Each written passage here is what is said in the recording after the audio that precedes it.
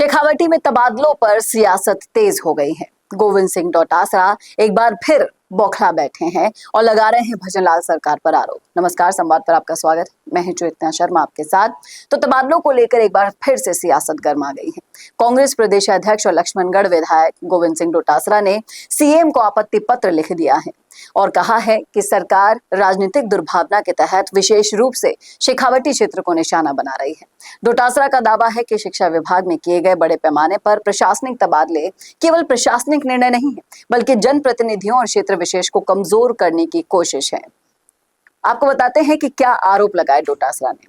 उनका कहना है कि उनके विधानसभा क्षेत्र लक्ष्मणगढ़ में शिक्षा विभाग के करीब 400 तबादले किए जा चुके हैं। उनका आरोप है कि इन तबादलों में सामान्य प्रक्रिया के बजाय प्रशासनिक आधार का ज्यादा उपयोग किया गया है और उन्होंने सोशल मीडिया पर कुछ आंकड़े भी पेश किए हैं, जिसे बताते हुए कहा है कि हाल ही में जारी द्वितीय श्रेणी शिक्षकों की सूची में लक्ष्मणगढ़ के 174 तबादलों में से 147 यानी कि लगभग 84% प्रशासनिक आधार पर किए गए तबादले हैं। उन्होंने दावा किया कि इससे पहले जारी व्याख्याता और प्रधानाचार्य तबादला सूचियों में भी 85% और 87% तबादले प्रशासनिक आधार पर किए गए थे। डोटासरा ने मुख्यमंत्री से सवाल किया कि क्या शेखावटी की जनता ने बीजेपी को इसलिए जनादेश दिया था कि एक विशेष क्षेत्र को निशाना बनाया जाए। उन्होंने आरोप लगाया कि सीकर, चूरू और झुंझुनू में तबादलों के जरिए शिक्षकों पर अनावश्यक दबाव बनाया जा रहा है। उनका ये भी कहना है कि लोकतंत्र में बहुमत सरकार बनाने का अधिकार तो देता है, लेकिन किसी क्षेत्र या वहां के लोगों के साथ भेदभाव करने का अधिकार बिल्कुल नहीं देता। शिक्षा व्यवस्था पर इसका असर पड़ने की आशंका भी डोटासरा ने जताई है, क्योंकि लगातार बड़े पैमाने पर हो रहे तबादलों से विद्यालयों की शिक्षा व्यवस्था प्रभावित हो रही है। शिक्षकों को बार बार ट्रांसफर किया जा रहा है, तो बच्चों की पढ़ाई कैसे होगी, ये सवाल उन्होंने उठाया। और ये स्थिति केवल लक्ष्मणगढ़ तक सीमित नहीं है, बल्कि प्रदेश के उन क्षेत्रों में भी देखने को मिल रही है जहां कांग्रेस के जनप्रतिनिधि हैं, यानी कि कांग्रेस के जनप्रतिनिधियों से बदला लिया जा रहा है, ऐसा उनका कहना है। और इसी के साथ साथ इस आरोप को लगाने के बाद सोशल मीडिया पर बहस जारी हो चुकी है।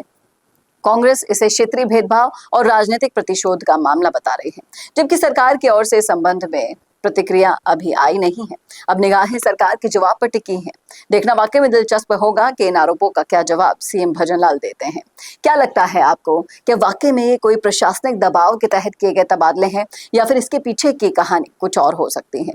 लिखिएगा राय जरूर कमेंट बॉक्स में। कैसा लगा वीडियो बताना ना भूलिएगा और ऐसे वीडियोस के लिए देखते रहिए संवाद भारत का, भारत के लिए। नमस्कार। 90% बिजनेस यही गलती कर रहे हैं। आप भी नहीं लाए ना अपने बिजनेस को ऑनलाइन, और इसी वजह से सालों तक मेहनत करने के बाद भी वो रिजल्ट्स नहीं मिले जो मिलने चाहिए थे। क्योंकि राज सिर्फ अच्छे प्रोडक्ट का नहीं है, राज है लगातार दिखने का। क्योंकि आज के दौर में ना लोग बहुत स्मार्ट हो गए हैं और इस डिजिटल दौर में सबसे पहले आपका सोशल मीडिया देखते हैं, उसके बाद ही आपसे खरीदते हैं। लेकिन सोचिए, अगर आपके पास हर हफ्ते प्रोफेशनल वीडियो हो, अगर आपके ब्रांड की कहानी रोज रोज नए लोगों तक नए नए तरीके से पहुंचे, अगर आपका बिजनेस भी लोगों के फीड में बार बार दिखाई दे, तो क्या होगा? यही काम कर रहा है मिशी मीडिया सॉल्यूशंस। हम सिर्फ वीडियोस नहीं बनाते, हम आपके बिजनेस को लोगों के दिमाग में जगह दिला देते हैं। स्क्रिप्ट से लेकर high quality shoot and editing तक सब कुछ प्रोफेशनल तरीके से। अगर आप भी जानना चाहते हैं कि आपके बिजनेस के लिए कौन सी कंटेंट स्ट्रैटेजी काम करेगी, तो ये भी हम आपको बताएंगे। और तो और हमारे 8 लाख से भी ज्यादा फॉलोअर्स और सब्सक्राइबर्स के बीच में प्रमोट भी करेंगे, वो भी बिल्कुल फ्री में। तो अभी डीएम करें, ग्रो कीजिए हमारे साथ और जानिए आपका ब्रांड कितना आगे जा सकता है।